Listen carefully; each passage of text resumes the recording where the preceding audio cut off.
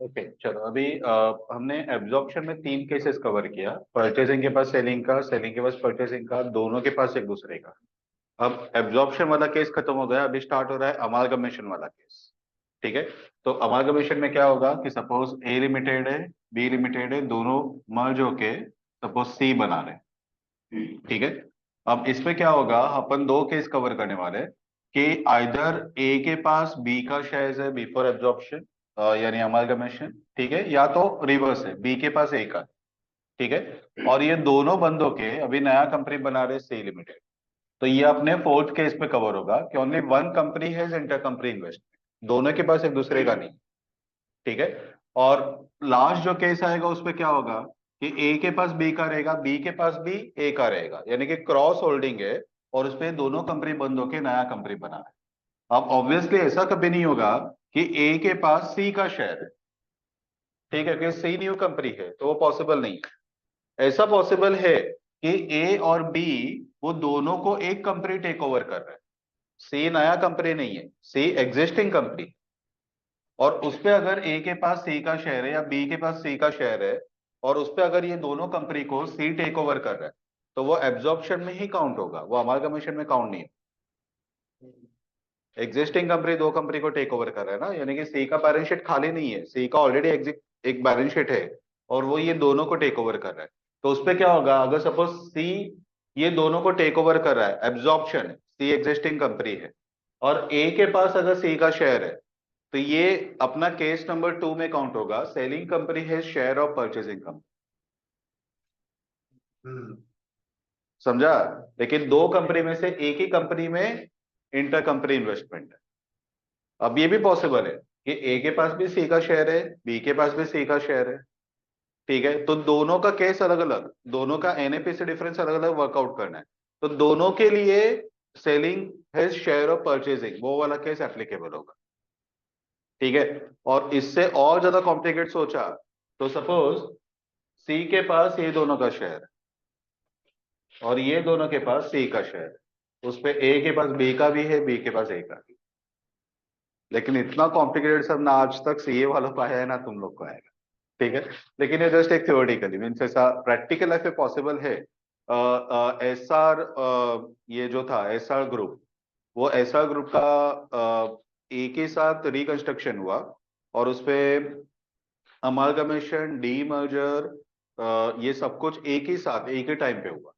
उसका अमालगमेशन इतना कॉम्प्लिकेटेड है कि उसके ऊपर पूरा एक केस स्टडी बना कि उसका अमालगमेशन कैसे हुआ, कौन से कंपनी को डीमर्ज किया, कौन से कंपनी के साथ अमालगमेट हुआ वगैरह। तो एकदम कॉम्प्लिकेटेड उसका अकाउंटिंग हो गया था। और वो बोलते हैं ना कि अभी तक का एक one of the complicated case में उसका नाम आता है।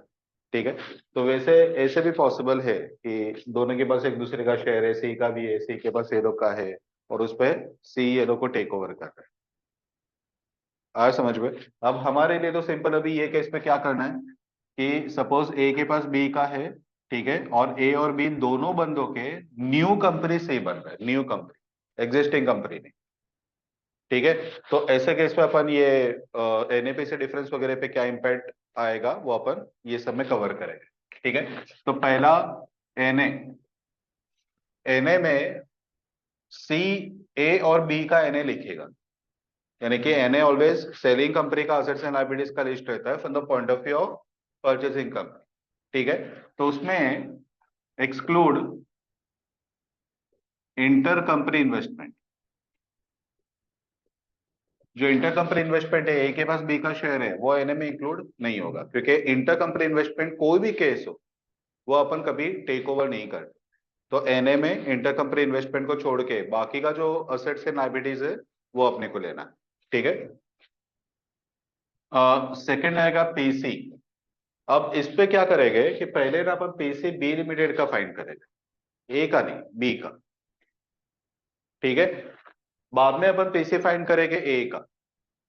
अब इसमें क्या होगा कि सबसे पहले सी लिमिटेड बी को पीसी देगा। वो पीसी वो अपने शेयर होल्डर को देगा। सी ने जो पीसी दिया बी को, ठीक है, इक्विटी शेयर सपोज दिया पीसी में, तो वो अपने इक्विटी शेयर होल्डर्स को देगा। और उसका one of the equity share holder A limited है। तो ए लिमिटेड को दो जगह से पीसी मिलेगा। एक अपना डायरेक्ट बिजनेस बेचने के लिए फ्रॉम सी लिमिटेड, और एक one of the shareholder of B के फॉर्म से फ्रॉम बी लिमिटेड। तो उसको दो पीसी मिलेगा। अब हुआ क्या है, उसने अपना एनए जब भी लिखा ना, तो उसे अपना बाकी का असेट्स एंड लायबिलिटीज को सी को दे दिया। तो उसके लिए उसको सी पीसी दे रहा है, लेकिन एक असेट को टेक ओवर नहीं किया ना सी ने। क्या टेक ओवर नहीं किया? इन्वेस्टमेंट। तो इन्वेस्टमेंट थोड़ी वर्कलेस वो करके बैठेगा, बोलेगा मुझे उसका भी पैसा चाहिए, मैंने उसके लिए पैसा खर्चा किया है। तो उसको इन्वेस्टमेंट का जो पीसी है वो सी नहीं देगा, वो बी देगा।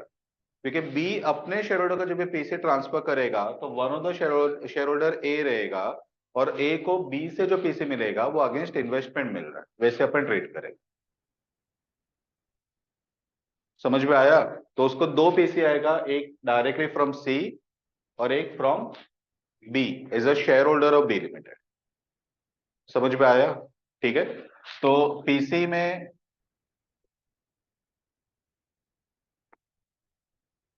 For B limited PC from C limited आएगा। सेकंड, फॉर ए लिमिटेड उसपे PC from C limited and PC from B limited. ठीक है, फॉर इन्वेस्टमेंट। पता चला ना?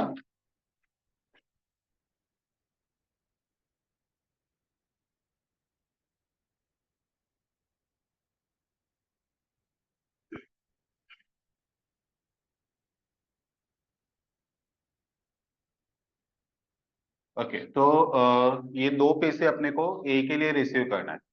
अब नेक्स्ट आएगा डिफरेंस। ठीक है, तो ये normal N A minus PC, और ए लिमिटेड के लिए PC from C and PC from B, दो पीसी। ठीक है,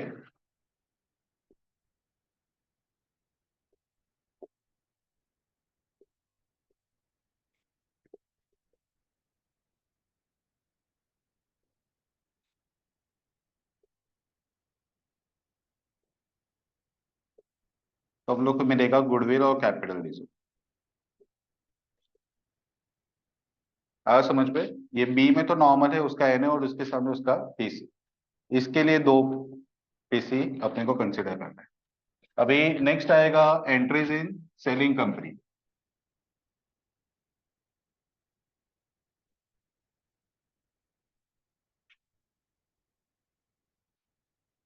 एक्चुअली इसको इतना कॉम्प्लिकेट करने की जरूरत नहीं है।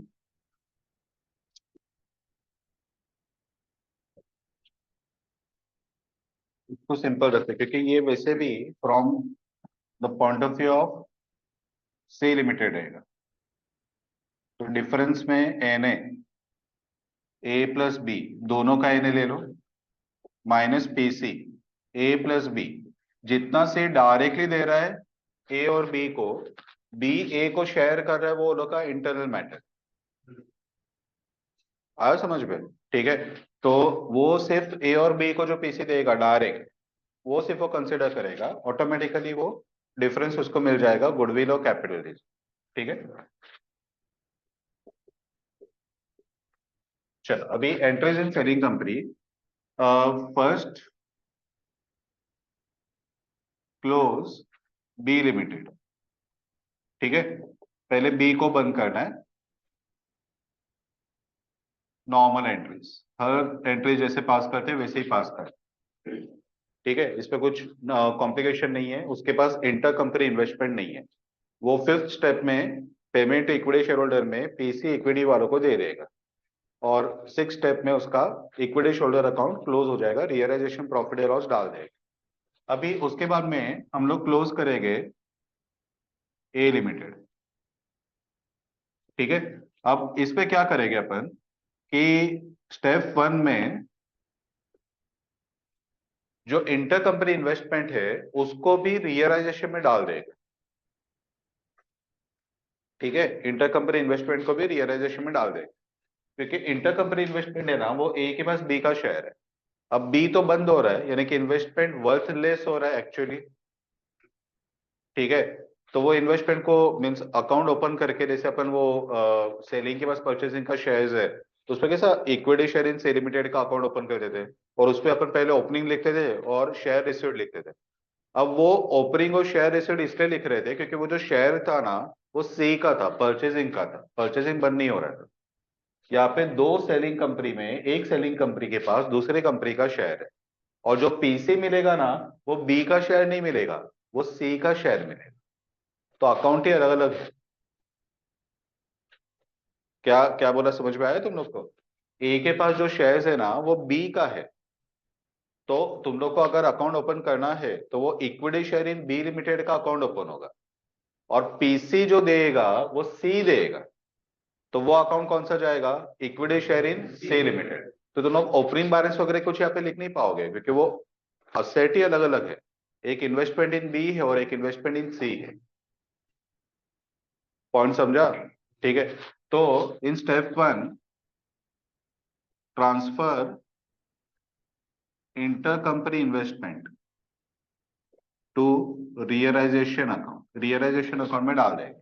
ठीक है, यानी कि एंट्री आएगा रियलाइजेशन टू सन्ड्री असेट, और सन्ड्री असेट्स में इंटरकंपनी इन्वेस्टमेंट भी आ जाए। ठीक है। स्टेप टू, स्टेप टू में पीसी रिसीवेबल होगा, पीसी रिसीव्ड होगा। ठीक है। तो first, PC receivable from C limited, directly C limited. ठीक है, इसने अपना एनए दे दिया सी को, तो सी उसको डायरेक्ट पीसी दे रहा है। उसके लिए आएगा C limited to realisation, regular entry. ठीक है, PC directly from C limited. आया समझ में? अब दूसरा entry, PC received from C limited. C से पीसी मिलेगा, तो generally equity share in C limited to C limited. अगर प्रेफरेंस शेयर वगैरह मिला तो वो भी रिसीव करने का, बाकी जनरली अपने को इक्विटी शेयर रहता है। तो equity share in C limited to C limited.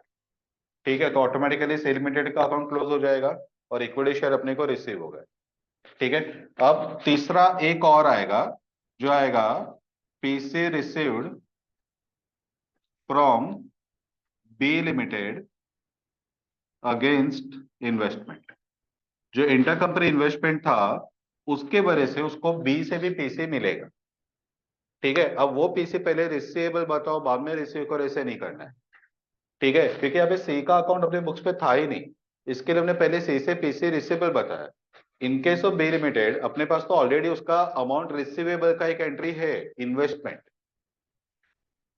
Investment क्या है, अपन उस पे अपना ओनरशिप क्लेम कर रहे हैं ना, तो डायरेक्टली क्लेम तो हो चुका है, सिर्फ अभी अपने को रिसीव करना बाकी है, तो इस पर डायरेक्ट रिसीव्ड का एंट्री आएगा। और ये दोनों एंट्रीज को अगर मैं कंबाइन करूं, तो देखो सी लिमिटेड क्लोज हो गए, तो एंट्री क्या बना? Equity share to realisation. ठीक है, तो ये एंट्री डायरेक्टली मुझे यहाँ पे लिखना है। और टू रियलाइजेशन क्यों लिख रहा हूं? क्योंकि इक्विटी शेयर मिल रहा है, डेबिट व्हाट कम्स इन, तो डेबिट हो रहा है। ये क्यों आ रहा है? क्योंकि सामने इन्वेस्टमेंट है। अब इन्वेस्टमेंट को तो हमने ट्रांसफर कर दिया रियलाइजेशन में, तो अभी इन्वेस्टमेंट लिख नहीं सकते, तो अपन उसके लिए पे क्या लिखेंगे? रियलाइजेशन। यानी कि कॉमन एंट्री जो आता है बैंक टू इन्वेस्टमेंट, उसके जगह पे, बैंक के जगह पे अपने को मिल रहा है इक्विटी शेयर, तो इक्विटी शेयर टू इन्वेस्टमेंट ये एंट्री आना चाहिए। अब इन्वेस्टमेंट को हमने क्लोज किया रियलाइजेशन में ट्रांसफर करके, तो इन्वेस्टमेंट की जगह पे लिखना है रियलाइजेशन, तो एंट्री बनेगा इक्विटी शेयर टू रियलाइजेशन। समझ में आया? तो equity share in C limited account debit to realisation account. अब इसमें ना कुछ बच्चे लोग ऐसे भी कंफ्यूज होते हैं कि शेयर बी से मिल रहा है तो सी का नाम क्यों लिखा? पहले सी ने बी को शेयर्स दिया, और बी ने वही शेयर अपने शेयर होल्डर्स को दिया। तो क्या दिया? जो सी से शेयर मिला वही दिया ना। तो शेयर सी का ही है, लेकिन देने वाला बंदा एक इंटरमीडियरी है, बी लिमिटेड से आ रहा है। तो बी का शेयर देके तो मतलब ही नहीं हो, तो कंपनी बंद हो रहा है, उसका शेयर लेके क्या करेंगे? वो तो पहले से अपने पास। समझा? तो यहाँ पे equity share in C limited, share C का ही है लेकिन दे रहा है बी लिमिटेड, और वो अगेंस्ट इन्वेस्टमेंट दे रहा है जिसको अपन रियलाइजेशन में ट्रांसफर कर चुके हैं। ठीक है, तो ये एक आएगा। और लास्ट स्टेप जब ये आएगा, step number 5, PC to equity share holder, तभी ये वाला पीसी प्लस ये वाला पीसी दोनों को ऐड करके इक्विटी वालों को देना है। ठीक है, तो ये एक नया पार्ट है। ठीक है, और रियलाइजेशन में इंटर कंपनी इन्वेस्टमेंट को ट्रांसफर करना, ये दो नए पार्ट है, बाकी के जो एंट्रीज है वो वैसे ही रूटीन है। क्लियर? चल, अभी last part, entries in purchasing company, entries in C limited.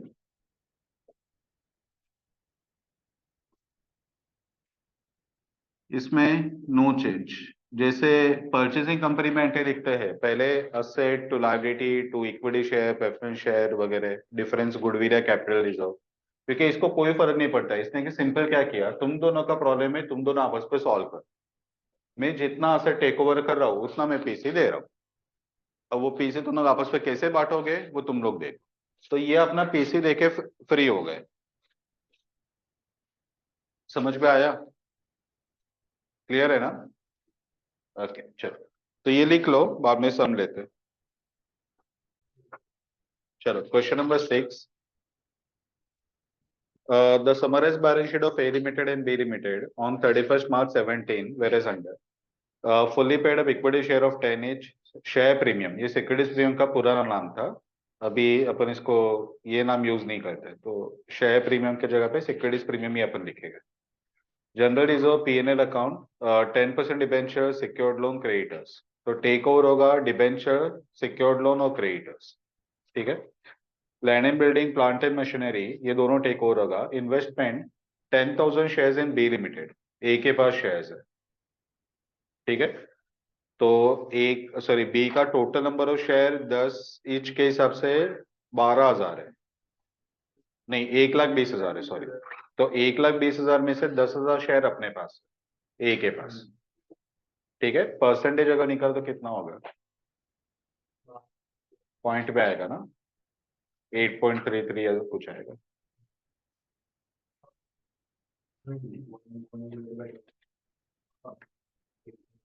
8.33। Okay, stock debtors bank. ठीक है, Z limited and existing company took over both A and B limited. अब जेड यहाँ पे एग्जिस्टिंग कंपनी है, तो एक्चुअली अपन जो केस कवर कर रहे हैं वो अमालगमेशन का है कि ए और बी दोनों बंदों के जेड नया कंपनी ओपन होना चाहिए। ठीक है, लेकिन एंट्रीज में ज्यादा डिफरेंस नहीं आएगा।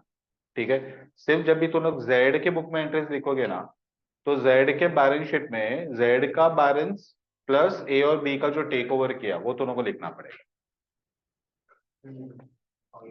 आया समझ में? बाकी जेड के पॉइंट ऑफ व्यू से वो दो कंपनीज को टेक ओवर कर रहा है। ठीक है, प्योर सेंस में ये अमालगमेशन नहीं है, एब्जॉर्प्शन है। ठीक है, लेकिन दोनों कंपनीज को टेक ओवर करने वाला कंपनी एक ही है, इसके लिए अपन उसको अमालगमेशन के फॉर्म में कंसिडर कर सकते हैं। आया समझ में? ठीक है, तो ए और बी के पॉइंट ऑफ व्यू से कोई डिफरेंस नहीं है। अब जेड नया कंपनी बना और उस अपना पहला ही शेयर पहली बार ऐसे अमालगमेशन में इश्यू किया, या जेड एग्जिस्टिंग कंपनी है और उसे शेयर इश्यू किया, ए और बी को तो शेयर रिसीव करने से मतलब। तो ए और बी के पॉइंट ऑफ व्यू से अमालगमेशन हो या एब्जॉर्प्शन हो, एंट्री सेम रहेगा, क्योंकि ए और बी दोनों बंद होगा और वो ट्रांसफर होगा जेड के पास। सिर्फ जेड के लिए डिफरेंस क्रिएट होगा क्योंकि वो एग्जिस्टिंग कंपनी है, उसका बैलेंस शीट में एनएपी से डिफरेंस को ऐड करना है। उसका बैलेंस शीट खाली नहीं है कि डायरेक्टली एनएपी से डिफरेंस से उसका पहला बैलेंस इसमें काउंट होगा। Clear? The shares of A and B are to be valued as under A limited 18 per share, B limited 20 पर शेयर। तो जैसे अपने को सब में आईवी निकालना पड़ता है, उसके बाद में अपन आगे बढ़ते हैं, तो यहाँ पे इनडायरेक्टली इसका आईवी ही दे दिया है। ठीक है, a contingent liability of A limited of rupees 1,20,000 is to be treated as real liability. ठीक है, ए का एक कंटीजेंट लायबिलिटी है, उसको रियल लायबिलिटी करके ट्रीट करना, 1,20,000 का, तो उसको लायबिलिटी में अपने को लेना पड़ेगा। एनए का जब भी वर्किंग करेंगे तभी उसको लायबिलिटी में काउंट कर लेंगे। और परचेसिंग कंपनी में वो कंटीजेंट के फॉर्म में नहीं जाएगा, जैसे बाकी का लाइबिलिटी जाता है वैसे ये भी लाइबिलिटी चला जाएगा। ठीक है, तो अपन उसको नाम दे देंगे प्रोविजन फॉर कंडीजेंट लाइबिलिटी, क्योंकि अपने को एग्जैक्टली नेचर नहीं पता ना कि लाइबिलिटी का नाम क्या है, तो प्रोविजन करके नाम दे देंगे। हर कंडीजेंट लाइबिलिटी के लिए जब ये कंफर्म होना स्टार्ट होता है अपन उसका प्रोविजन बनाते हैं। तो यहाँ पे भी इसके लिए भी अपन प्रोविजन बना देंगे 1,20,000 फुल अमाउंट का। Clear? Next, the share holders of A and B are to be paid by issuing sufficient number of share of Z at par. ठीक है, यानी कि अभी जेड और ए के बीच में अगर देखा जाए तो परचेसिंग कंपनी जेड का मार्केट प्राइस 10 रुपया और सेलिंग कंपनी ए का मार्केट प्राइस 18 रुपया। तो अपन जैसे वो एक्सचेंज रेशियो निकालते हैं, IV of selling divide by IV of purchasing, तो वही सेम फॉर्मूला यहाँ पे भी अपना निकाल पाएंगे। परचेसिंग का 10 रुपीज और सेलिंग का तो तुम लोग को दिया हुआ है 18 और 20। ठीक है, तो number of share to be issued अपने को मिल जाएगा यहाँ से, और इश्यू प्राइस 10 रुपीज, तो अपने को पी से मिल जाएगा। समझा? The shares of Z are issued at 10 each. ठीक है, जेड का बैलेंस शीट दिया नहीं है, इसके लिए तो प्राइस बता रहे हैं कि जेड का भी जो प्राइस है वो 10 रुपया ही है। Required show the competition of number of share Z will issue to share holders of A and B, pass journal entries in the books of Z limited. अब जेड लिमिटेड के बुक में ये सबका कुछ कॉम्प्लिकेशन ही नहीं है, normal entry है। जो कॉम्प्लिकेटेड पार्ट था वो यहाँ पे था और वो उन्होंने पूछा ही नहीं है। ठीक है, और दूसरा कि ये सब में बैलेंस शीट भी नहीं पूछा जेड का। क्यों नहीं पूछा? अपन बना भी नहीं पाएंगे, क्योंकि जेड का एग्जिस्टिंग बैलेंस शीट देना पड़ेगा ना, जेड न्यू कंपनी नहीं है, एग्जिस्टिंग कंपनी है। तो जेड का एग्जिस्टिंग बैलेंस शीट दिया नहीं, इसके लिए न्यू बैलेंस शीट भी नहीं पूछा, तो सिर्फ एनएपीसी डिफरेंस और डायरेक्टली एंट्रीज इन जेड, दो एंट्री में तो खत्म हो जाएगा। तो सम बहुत सिंपल कर दिया लोग ने एक्चुअली। इसको परचेज सॉरी सेलिंग का एंट्री से लोग को पूछ के उसको कवर करना चाहिए। तो अपन तो ऑब्वियसली हर एक वेरायटी का एक एक ही सम सॉल्व करे, तो अपने को सेलिंग का एंट्रीज कवर करना पड़ेगा। ठीक है, चलो स्टार्ट करते हैं।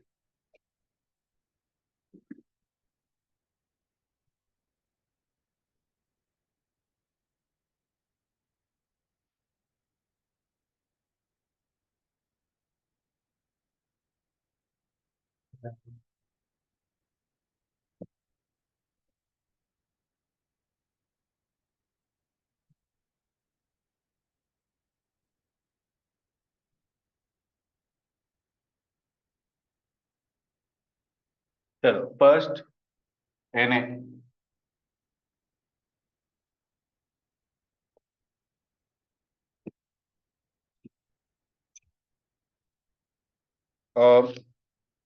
Fair value of assets,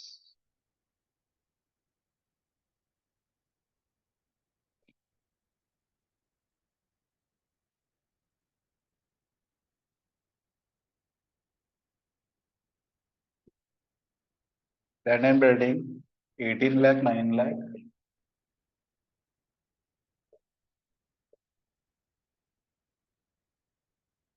plant and machinery 10 lakh 760। Investment लेना है क्या? नहीं। Stock debtors bank 1040 820 60।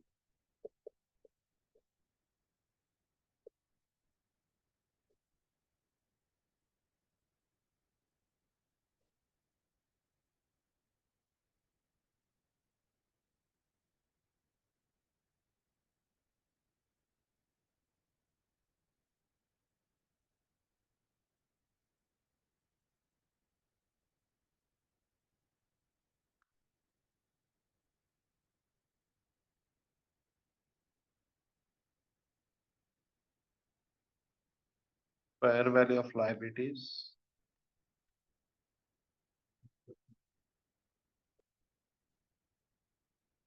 10% debenture 10 lakhs,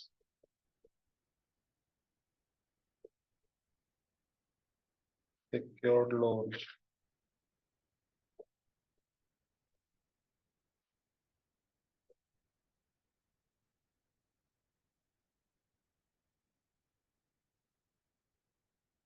creditors.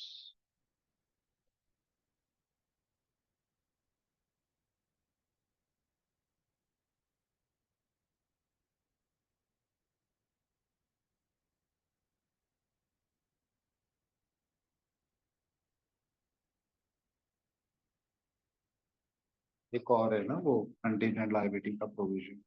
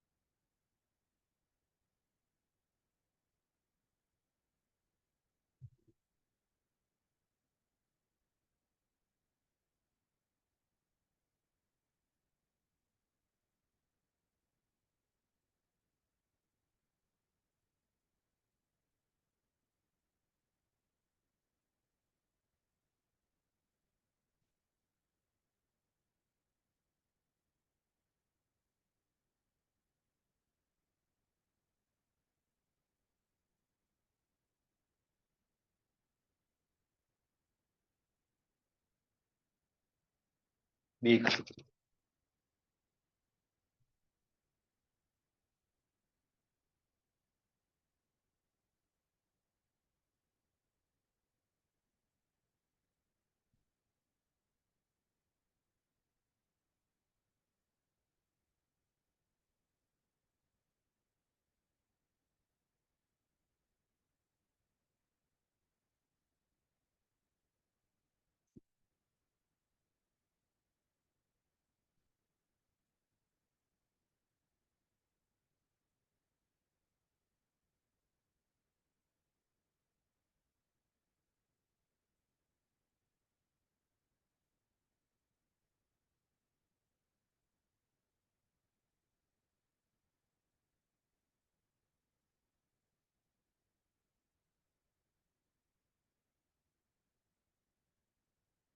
चलो आगे बढ़े।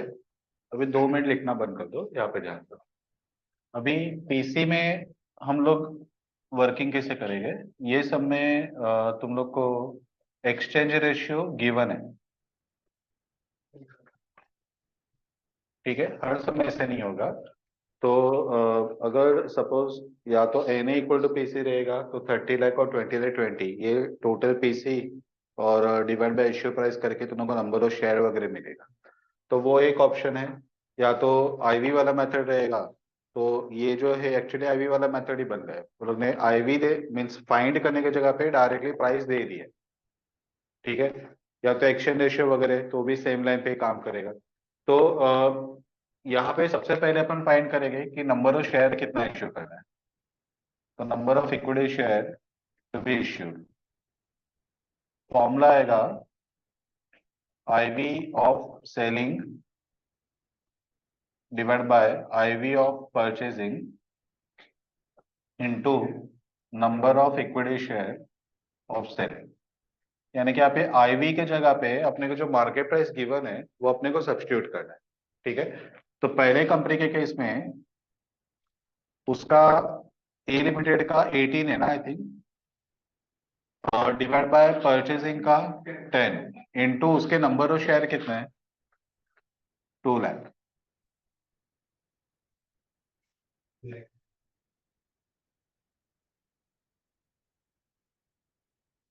दूसरे कंपनी में कितना है 20, और number of share 1 lakh 20, 2 lakh 40। ठीक है। तो ये अपना आएगा total number of shares to be issued multiplied by issue price. ठीक है, तो अपने को मिलेगा पीसी। लेकिन इस पे क्या होगा कि परचेसिंग कंपनी ये बोलेगा कि देखो मैं बी को जितना पीसी दे रहा हूँ ना उसमें से कुछ पार्ट ए को मिलने वाला है। ठीक है। और मैंने यहाँ पे जो assets and liabilities take over किया ना उसमें से एक असेट को टेक ओवर नहीं किया। यानी कि इंटर कंपनी इन्वेस्टमेंट, वो ए के पास ही छोड़ दिया है। ठीक है, तो मैं ए को अगर पूरा 3,60,000 शेयर दे दूंगा और उसका बिजनेस में एक असेट को छोड़ के बाकी का असेट टेक ओवर करूंगा, तो वो गलत हो जाएगा। ठीक है, 3,60,000 इंटू 10 किया, ठीक है, यानी कि 36 लाख, 36 लैक्स होगा। और उसका जो असेट अपन टेक ओवर करे वो 30 लाख का ही कर रहे हैं, तो वो ज्यादा क्यों पे करेगा? तो बोलेगा कि देख तेरा पैसे ज्यादा आ रहा है, क्यों ज्यादा आ रहा है? क्योंकि मैंने one of the asset take over नहीं किया, इसके लिए तेरा असेट कम है और पैसे ज्यादा है, तो मैं तेरा पैसे ही प्रोपोर्शनेटली कम कर दूंगा। ठीक है, पीसी प्रोपोर्शनेटली कम करूंगा, तो वो माइनस करेगा proportionate PC from B limited. A को एक पैसे बी से मिलेगा ना, बराबर? तो बी का टोटल नंबर ऑफ शेयर है 1,20,000, तो 1,20,000 शेयर के लिए न्यू शेयर कितना मिला? 2,40,000। तो इसके पास कितना शेयर है? तो 10,000 के लिए कितना मिलेगा? 20। तो 20,000 शेयर ये कम देगा। ठीक है, जो बाकी का शेयर है वो उसको मिलेगा, net number of equity share to be issued. तो इसको मिलेगा 3,40,000, और इसको पूरा, क्योंकि इसका पूरा बिजनेस टेक ओवर किया है, कोई भी ऐसे को छोड़ा नहीं है, तो इसको 240 पूरा मिलेगा इंटू इश्यू प्राइस। 10 रुपया है, तो तुम लोग को मिलेगा पीसी 34 लैक्स और 24 लैक्स।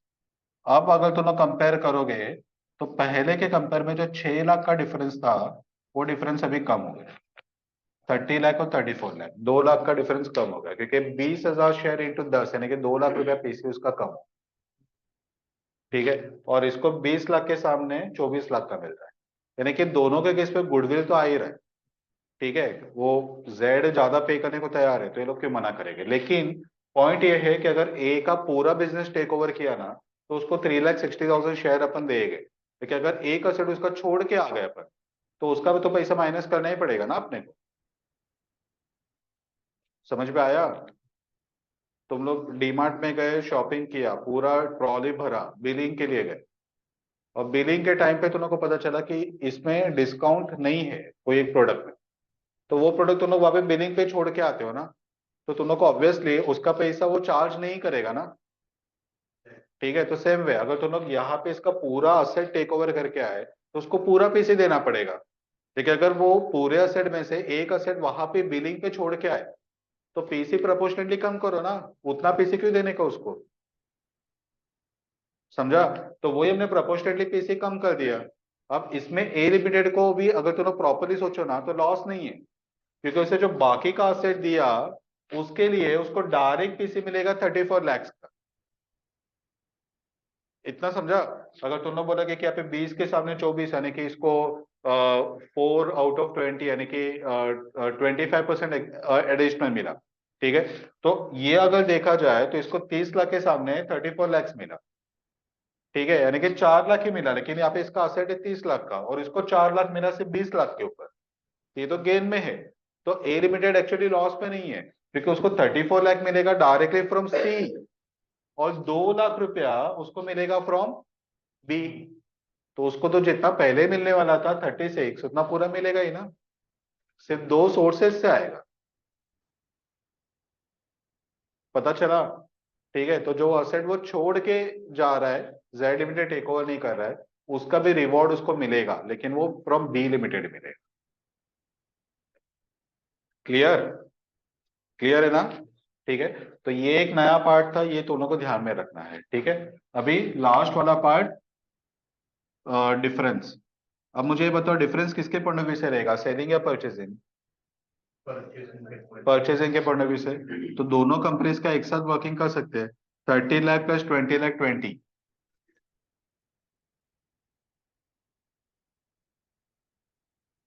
50 लाख 20। उसके सामने वो पीसी कितना दे रहा है? 34 प्लस 24।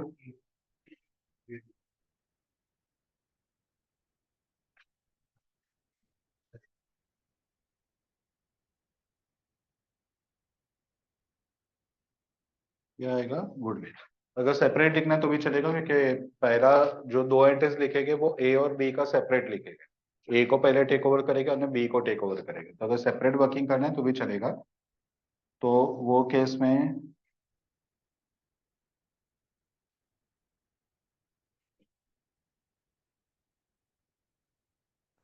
यहाँ पे 4 लाख का गुडविल आएगा, यहाँ पे 3 लाख 80 का गुडविल आएगा, दोनों मिला के 780।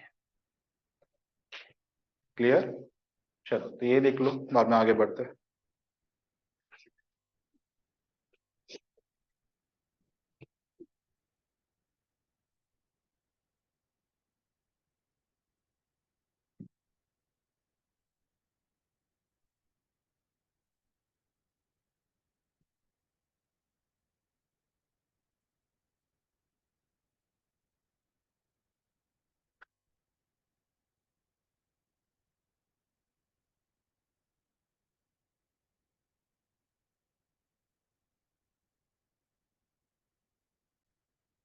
चलो अभी थोड़ा शॉर्टकट फॉलो करते हैं। अपने को लेजर अकाउंट बनाना है in the books of A and B.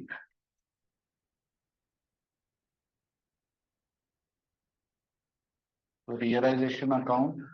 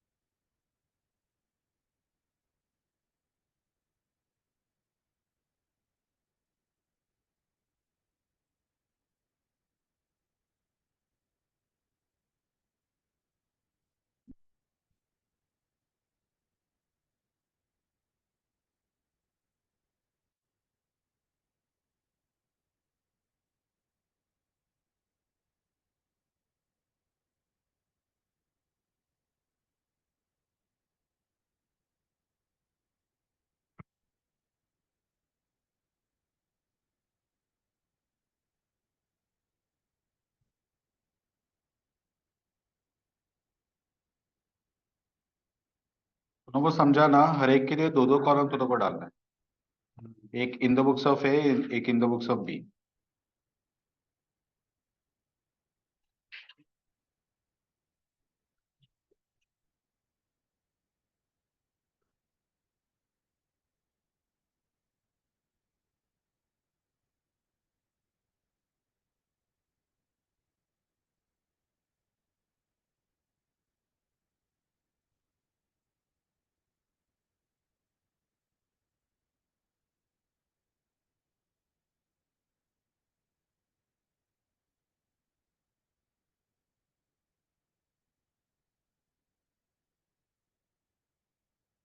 चलो जल्दी से बना दो।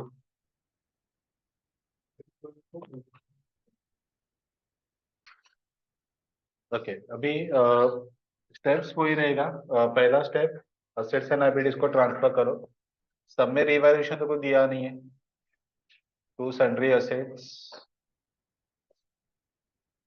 Land and building, plant and machinery, stock, debtors, bank.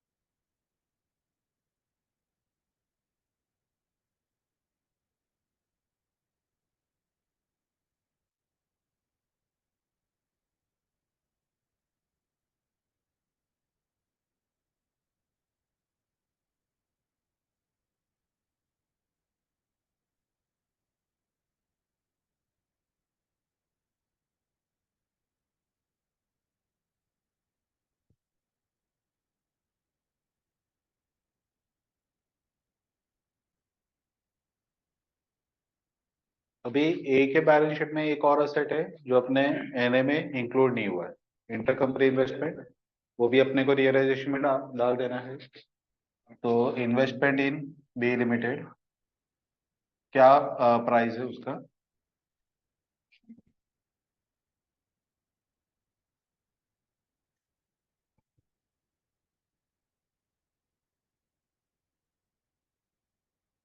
अभी लाइबिलिटीज को ट्रांसफर करेंगे।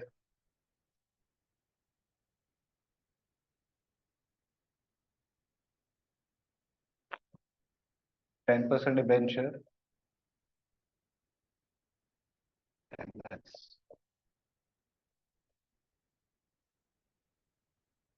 सिक्योर्ड लोन,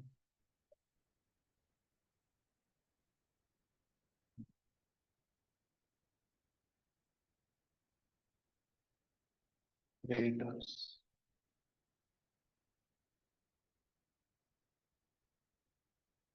ये बताओ, ये जो प्रोविजन फॉर कंटीजेंट लायबिलिटी है, इसको भी ट्रांसफर करें क्या?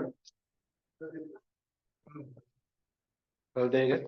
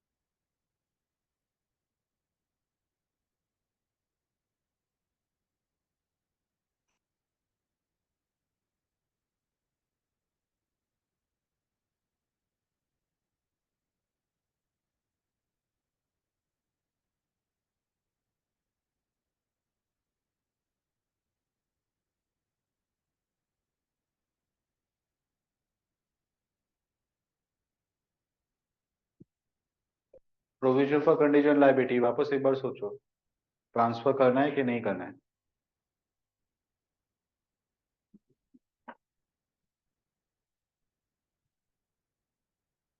नेट एसेट में आया तो लेना चाहिए।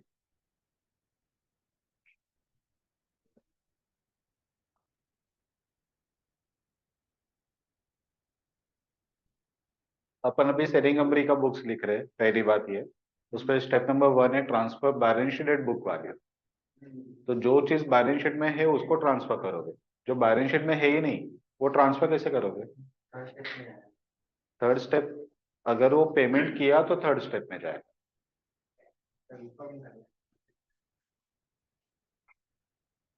पॉइंट समझ पे आ रहा है मैं क्या बोल रहा हूँ? अपना जो पहला स्टेप है वो है transfer balance sheet at book value. तो तुम्हारा ये स्टेप का पर्पज ये है कि पूरा जो बैलेंस शीट है उसको खाली करना है, और उसको खाली करके ये 2-3 अकाउंट में अपन डाल देंगे। तो जो अकाउंट बैलेंस शीट में है ही नहीं उसको ट्रांसफर करोगे कैसे? और अगर तूने सपोज यहाँ पे लाइबिलिटी में ट्रांसफर कर दिया तो एक नया क्रेडिट बैलेंस उन्होंने क्रिएट किया जो है ही नहीं, अभी तक है ही नहीं वो बुक्स में। समझ में आया? तो ये तुम ना ट्रांसफर नहीं करोगे, जो बैलेंस शीट में दिख रहा है जस्ट उसी को ट्रांसफर करना है। पता चला? अगर पहले रिकॉर्ड किया रहता तो अपने को ट्रांसफर करना पड़ता, जैसे हमने वो एग्जाम सॉल्व किया था, पहले असेट्स को रीवैल्यू किया, बाद में अमालगमेशन स्टार्ट हुआ। ठीक है? तो अगर वैसा केस रहेगा और वो बैलेंस शीट में आ गया तो ट्रांसफर करना है। अगर बैलेंस शीट में तक आया ही नहीं है तो ट्रांसफर करने का सवाल आता ही नहीं है। क्लियर? चल आगे बढ़ते हैं। ये हो गया अपना स्टेप नंबर 1। अभी स्टेप नंबर 2, पीसी रिसीवेबल। तो यहाँ पे आएगा बाय जेड लिमिटेड पीसी। अब जो डायरेक्ट पीसी है वो है 34 lakhs, डायरेक्ट पीसी। ठीक है, फ्रॉम जेड। और इसका है 24 lakhs।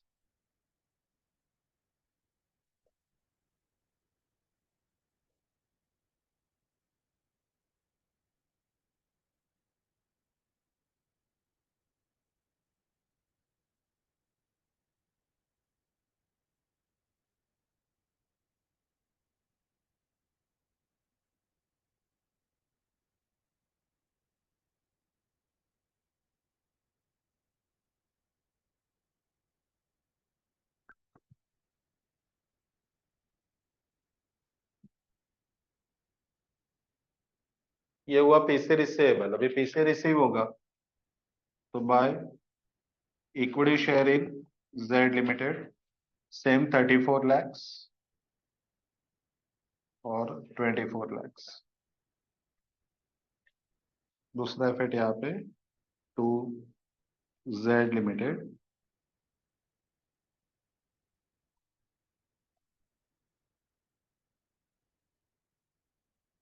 24 and 24।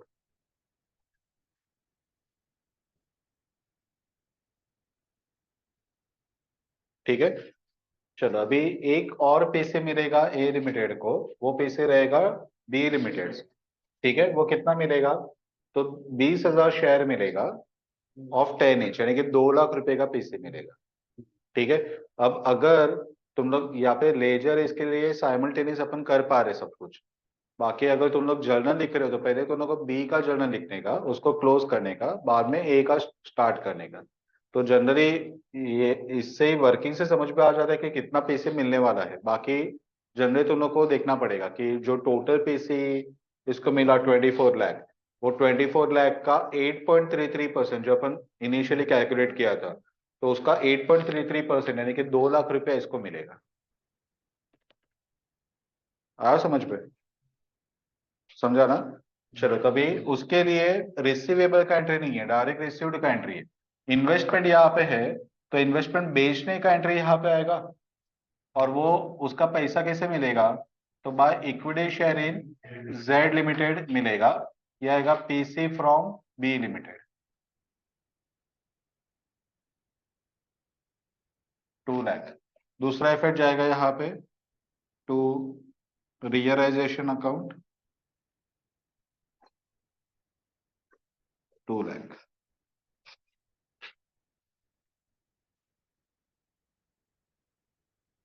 यहाँ पे अपना स्टेप नंबर 2 खत्म हो गया। अभी step number 3A, sale of asset not taken over. ठीक है, तो यहाँ पे एक असेट जब टेक ओवर नहीं हुआ तो उसका तो पैसा मिल गया ना अपने को। ठीक है, तो वो हो गए। Payment of liabilities not taken over, सभी लाइबिलिटी टेक ओवर हुआ, इवन कंटिंजेंट लाइबिलिटी जो बुक्स पे था भी नहीं वो भी टेक ओवर हो गए। ठीक है। Third, payment of realisation expenses सब में नहीं है। Step number 4, payment to preference share holder सब में नहीं है। ठीक है। Step number 5, payment to equity share holder. तो ये अकाउंट तो क्लोज हो गए। अब ये क्लोज करो, और जो टोटल पीसे आएगा वो इक्विटी वालों को दे दो।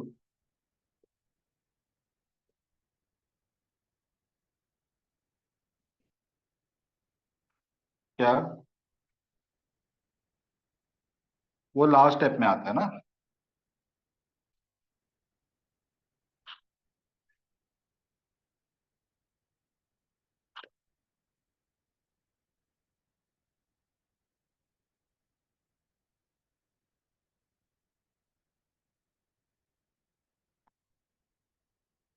अभी लास्ट है रियलाइजेशन अकाउंट का प्रॉफिट एंड लॉस इक्विटी में ट्रांसफर करना है। मोस्टली तो प्रॉफिट ही आएगा क्योंकि पीसी ज्यादा है।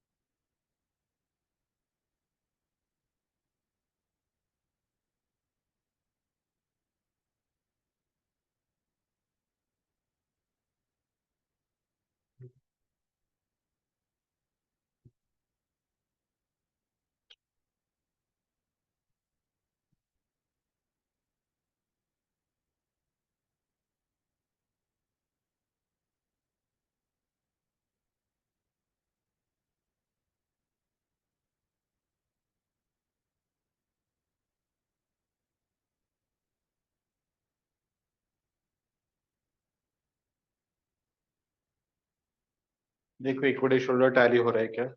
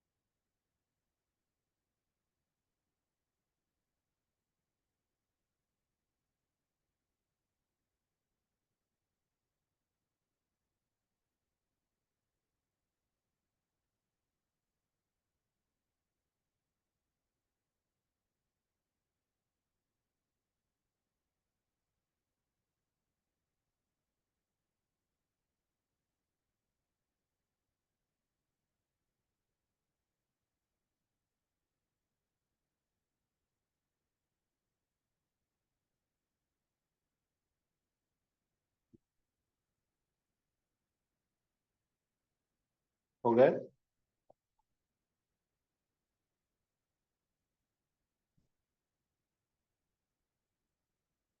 चलो अभी इन the books of Z limited journal.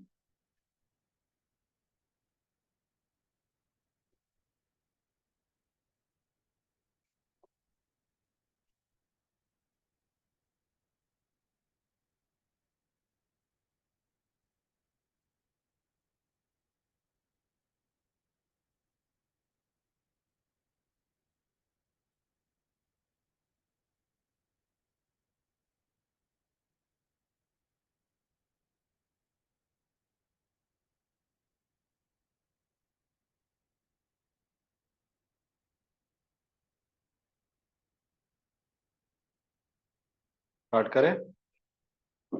चलो एंट्रीज इस पे दो लिखना पड़ेगा, एक ए को टेक ओवर करने का और एक बी को टेक ओवर करने का, सेपरेट एंट्रीज। ठीक है। चलो तो पहले ए को टेक ओवर करके तो ये वन बाय वन असेट्स को डेबिट करो, लैंड एंड बिल्डिंग से लेके बैंक तक, ए लिमिटेड का। Land and building account debit 18 lakhs।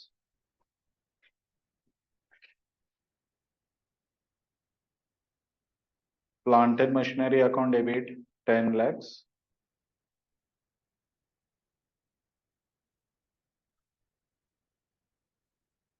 Stock account debit 10 lakh 40।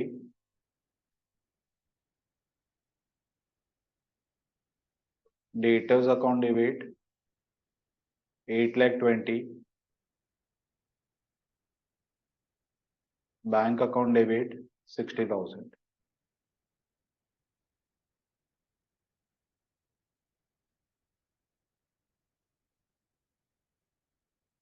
ठीक है। अभी इसमें तो नको मिल रहा है गुडविल 4 लाख का, तो वो भी डेबिट कर दो, goodwill account debit 4 lakh.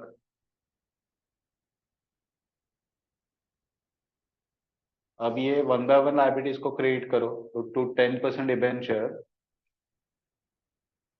10 lakhs। Secured loan 6 lakh।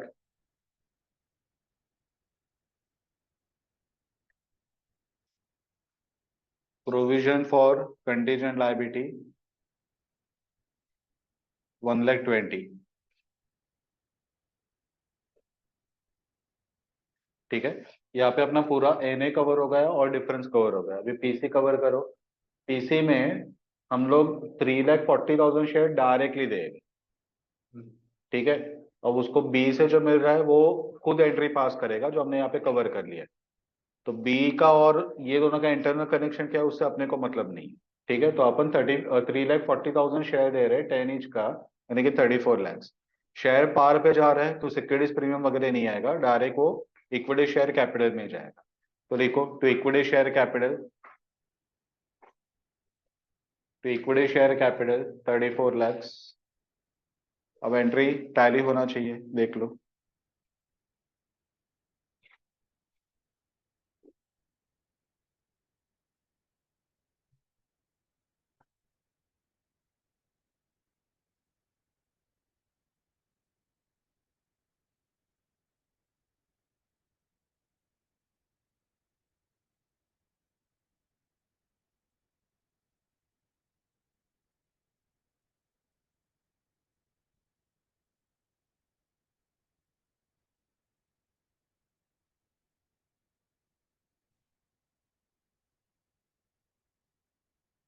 हम्म सेम लाइन पे बी का भी एंट्री लिख दो।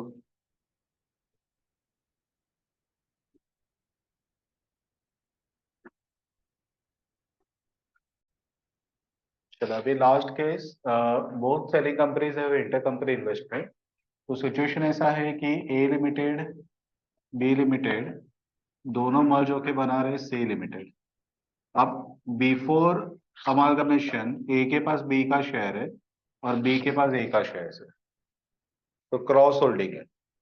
अब सी इसमें क्या बोलेगा कि वो तुम लोग का जो झमेला है वो तुम लोग पहले खुद सॉल्व करो। मैं जितना एनए टेक ओवर कर रहा हूँ, जितना असेट टेक ओवर कर रहा हूँ, वो हिसाब से मैं पीसी पे करता हूँ। तो ये डायरेक्टली पीसी देगा टू ए, डायरेक्टली पीसी देगा टू बी। अब इसके पहले वाले केस में हमने कैसे किया कि ए के पास बी का शेयर था, तो पहले बी को क्लोज किया और ए को दो जगह से पीसी मिला, एक डायरेक्ट मिला फ्रॉम सी और एक मिला फ्रॉम बी। अब इस पे ऐसा नहीं कर सकते। सी से जो ए को पीसी मिलेगा वो ए बी को देगा, क्योंकि ए का शेयर होल्डर बी है। बी अपने शेयर होल्डर को पीसी देगा, तो बी का शेयर होल्डर ए है तो ए को वापस मिलेगा। अब ए वापस देगा बी को, बी वापस देगा ए को, और ये चक्कर चलते ही रहेगा। ठीक है, तो इसीलिए अपने को यहाँ पे सेम वे जैसे हमने वो केस 3 एब्जॉर्प्शन में सॉल्व किया था इक्वेशन बना के, वैसे यहाँ पे अपने को इक्वेशन बनाना पड़ेगा। ठीक है, लेकिन वहां पे पर्पज ये था कि आई वी फाइंड करना था, इसके लिए इक्वेशन बनाया।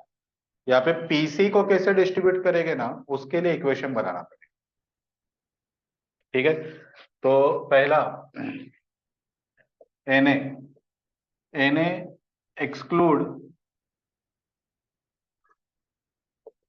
Inter company investment. ठीक है, इंटर कंपनी इन्वेस्टमेंट से टेक ओवर नहीं करेगा, तो एनए में उसको लेने का नहीं, दोनों कंपनीज का नहीं आएगा। ठीक है, सेकंड पीसी, ये आएगा बेस्ड ऑन टोटल पीसी। एक वर्किंग अपने को करना पड़ेगा, वर्किंग नोट बनाना पड़ेगा, और वो वर्किंग नोट में टोटल पीसी का कंसेप्ट है वो फाइंड करके हम लोग फाइनल पीसी फाइंड करें, यानी कि इस पे इक्वेशन बनाना पड़ेगा यहाँ पे। ठीक है, थर्ड आएगा डिफरेंस। इसमें नो चेंज, जैसे है वैसे ही फाइंड करना है, N A minus P C equal to difference.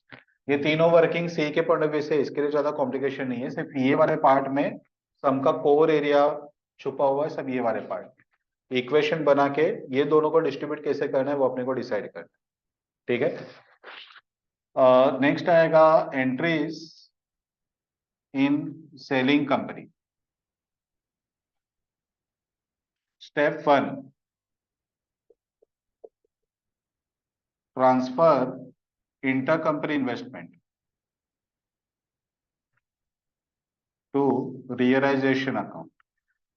ठीक है, इंटर कंपनी इन्वेस्टमेंट को रियलाइजेशन अकाउंट में ट्रांसफर करना है, जैसे अभी हमने केस इसके प्रीवियस केस पे केस 4 में किया सेम पे।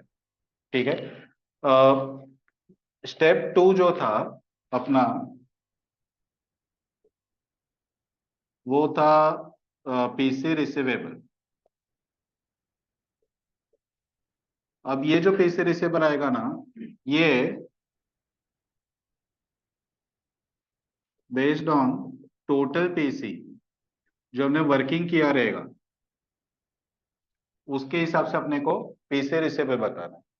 ठीक है, तो फॉर एग्जांपल ए का जो डायरेक्ट पैसे आ रहा था वो सपोज 10 लाख आ रहा था, बी को आ रहा था सपोज 8 लाख, टोटल 18 लाख पैसे उसको मिलने वाला था। एज्यूम करो कि N A equal to PC है, इसने 10 लाख का और 8 लाख का असेट दिया, सामने सी ने उतना पैसे दे दिया। अब ये 10 लाख में से ये बी को देगा, ठीक है, वो जो मिलेगा सपोज उसको 2 लाख रुपया मिला, तो 8 + 2 10 लाख हो गए। ये 10 में से इसको देगा, तो सपोज इसको 1 लाख मिला। अब वो 1 लाख वापस वो इसको प्रोपोर्शनल शेयर देगा, तो ये तो चलते रहेगा। अब ये इक्वेशन को ब्रेक करने के लिए अपन इक्वेशन फॉर्म करेंगे और एक फाइनल अमाउंट फाइंड कर लेंगे कि आउट ऑफ 18 लाख ए को कितना मिलेगा और बी को कितना मिलेगा। तो फॉर एग्जांपल ए को मिलेगा फॉर एग्जांपल 10,50,000 और बी को मिलेगा 8,50,000 या 7,50,000 सपोज। जिसके पास ज्यादा ऑनरशिप है दूसरे का उसको ज्यादा मिलेगा, घूमते रहेगा ना पैसे। ठीक है, तो जिसका शेयर होल्डिंग ज्यादा है दूसरे कंपनी में उसको ज्यादा पैसे मिलेगा। टोटल दोनों मिला के तो 18 लाख ही मिलने वाला है, उससे ज्यादा नहीं है। ये दोनों एक दूसरे को लेगे देगे तो उसके फाइनली किसके पास कितना बचेगा, तो वो दोनों का टोटल पैसे यहाँ पे अपन फाइंड करें। ठीक है, तो टोटल पैसे क्या है, तो इट इज नथिंग बट ये सेटलमेंट होने के बाद किसके हिस्से में कितना पैसे जाएगा। टोटल 18 लाख है, 18 लाख पर डिस्ट्रीब्यूट करना है। समझ में आया। अब एक बार तो नहीं, ये 1050 और 750 फाइंड किया ना, उसके बाद में कोई किसी को कुछ लेगा नहीं देगा नहीं, हमने सब प्लस माइनस करके पहले ही फाइंड कर लिया। तो अब ऐसे नहीं करेंगे 1050 में से पहले बी को दे दो, बी वापस इसको ए को देगा। अरे वही करना था तो 10 और 8 को ही करो ना। वही चेन को ब्रेक करके हमने फाइनल सेटलमेंट का अमाउंट निकाला कि ये इसको दे रहा है, ये इसको दे रहा है, तो फाइनली किसको कितना मिल रहा है, तो इसको मिल रहा है 1050 और इसको मिल रहा है 750। अब अगर मैं थोड़ा सा और प्रिसाइसली बताऊं, तो ये जो 1050 है ना, वो ए के आउटसाइड शेयर होल्डर्स का है। ए में दो शेयर होल्डर है ना, एक शेयर होल्डर बी है और एक अदर शेयर होल्डर्स है, तो ये अदर शेयर होल्डर्स के लिए पॉइंट समझा। और ये जो 750 है वो किसके लिए है, तो बी में दो शेयर होल्डर है, एक ए और एक अदर, तो ये अदर के लिए। तो ये लोग ने जो आपस में शेयर होल्डिंग था वो क्रैक करके ये फाइनल अमाउंट फाइंड कर लिया। ये जो आउटसाइड शेयर होल्डर्स है, अदर शेयर होल्डर्स है, वो लोग को ये मिल जाएगा। यानी कि ए जब ये अपने इक्विटी वालों को 1050 देगा, तो वो कौन से इक्विटी वाले हैं, उस पे एक इक्विटी वाला बी भी है लेकिन बी को नहीं देगा, बाहर के जो शेयर होल्डर्स है दूसरे अदर देन बी, उसको 1050 मिलेगा। और जब ये बी अपने शेयर होल्डर्स को देगा, तो उस पे one of the shareholder A है लेकिन ए को कुछ नहीं, ए को छोड़ के जो बाकी के शेयर होल्डर्स है वो लोग को 750 मिलेगा। समझा, यानी कि सब एक्सचेंज करने के बाद अपने को ये अमाउंट यहाँ पे फाइनली रिकॉर्ड करना है। तो PC receivable based on total PC जो आएगा वो, और दूसरा पीसी रिसीव्ड। ठीक है, तो ये सेम वे सी टोटल 18 लाख दे रहेगा, बोलेगा भी तुम लोग आपस में बांट लो, तो ये कैसे बांटा, तो 1050 और 750 बांटा। ठीक है, तो वही पैसे रिसीव होगा 1050 और 750, नथिंग विल बी ट्रांसफर्ड और रिसीव फ्रॉम अदर कंपनी। ठीक है, ये भी based on total PC, no transfer of PC in between A limited and B limited. ठीक है, फर्दर कोई अभी ट्रांसफर नहीं करना है। तो जो पहले वाले केस पे एक आया कि एक और पीसी आएगा ए लिमिटेड को, वो आएगा फ्रॉम बी लिमिटेड, तो वो यहाँ पे पॉइंट एप्लीकेबल नहीं है, वो हमने प्लस माइनस करके ही टोटल पीसी लिख दिया। समझा। ठीक है, all remaining entries will remain the same, तो वो यहाँ पे लिखते नहीं है। एंट्रीज इन परचेसिंग कंपनी, इसमें नो चेंज, जैसे रेगुलर एंट्रीज लिखते हैं वैसे लिखना है। एक एंट्री लिखेंगे ए लिमिटेड के लिए, एक लिखेंगे बी के लिए। ठीक है, और उससे इंटरकंपनी इन्वेस्टमेंट टेक ओवर किया नहीं है उसने, ये कॉम्प्लिकेशन में वो फंसा ही नहीं है, तो उससे जितना पैसे दिया 18 लाख, वो 18 लाख के हिसाब से एंट्री लिख के खत्म कर देगा। समझा। तो इसमें मेन सिर्फ ये इक्वेशन बनाने वाला पार्ट है, वही एक मेन पार्ट है। बाकी का जो एंट्रीज वगैरह का पार्ट है वो काफी सिंपल है देखा जाए। ठीक है, चल लिख लो।